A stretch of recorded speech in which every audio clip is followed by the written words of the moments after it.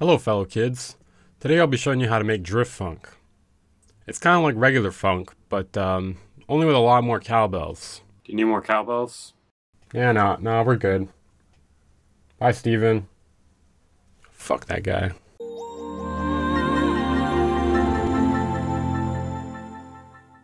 Anyways, I got a drift funk beat I made here, or track, I don't even know what you call it anymore. Show you guys it real quick.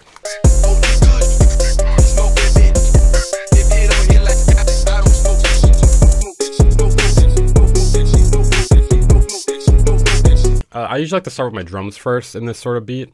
In this case, I just did like the typical drift funk sort of thing, kind of like this kind of hi-hat. The best way, in my opinion, to do this in Ableton is with a drum rack. You find a hi-hat sample you like, put an arpeggiator on the sample, not the drum rack, then duplicate the chain to several different pads, change the speed for each one, and you have an easy, fun way to perform trap hi-hats. Okay, so we did that, and then I put a kick and snare. You want like a very crunchy sort of snare, something that's not very super trap sounding. You want something that's kind of like in between trap and hip hop, in my opinion, at least for the snare. Basically, you're gonna want a cowbell, you're gonna put it in a sampler, and then you're gonna wanna make sure it's in tune so that when you play the note C, or whatever note you're playing, it matches what is playing in the tuner.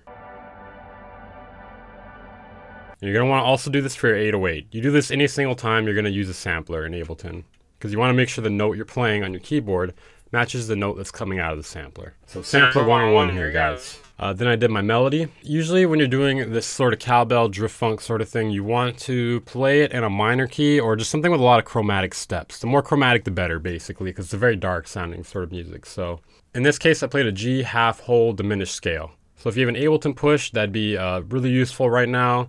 If not, I'm going to put a bunch of scales on the screen you could probably use for this, and you can pause it real quick if you'd like.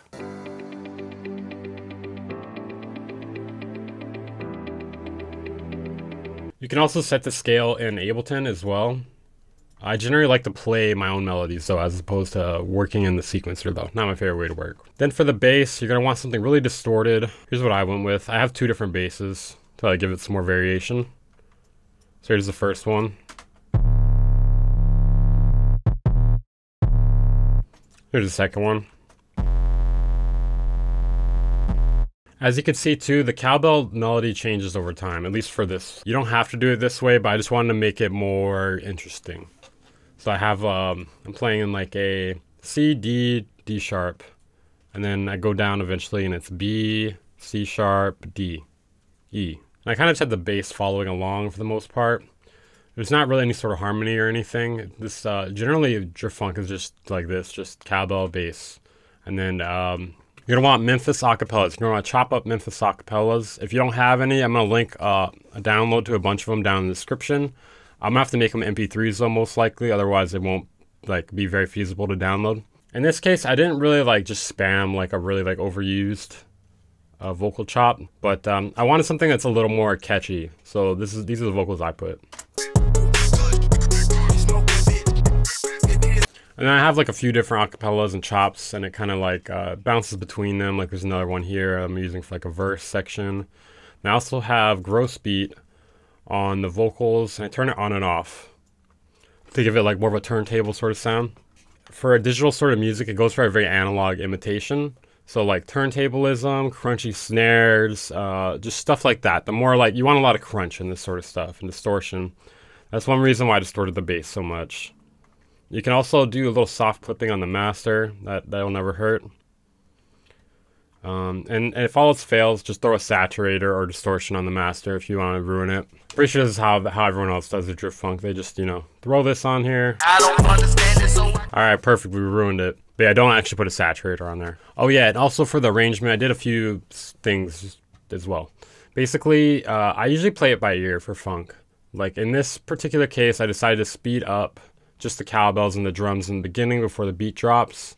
I noticed a lot of drift funk though will end up using halftime at some point, usually during the outro. So that's something you could consider doing as well. So I put halftime on the outro. I did it. I did the thing.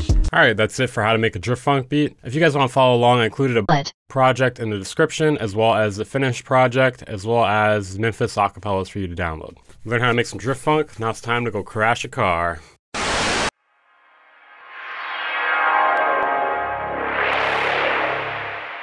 Band Incorporated.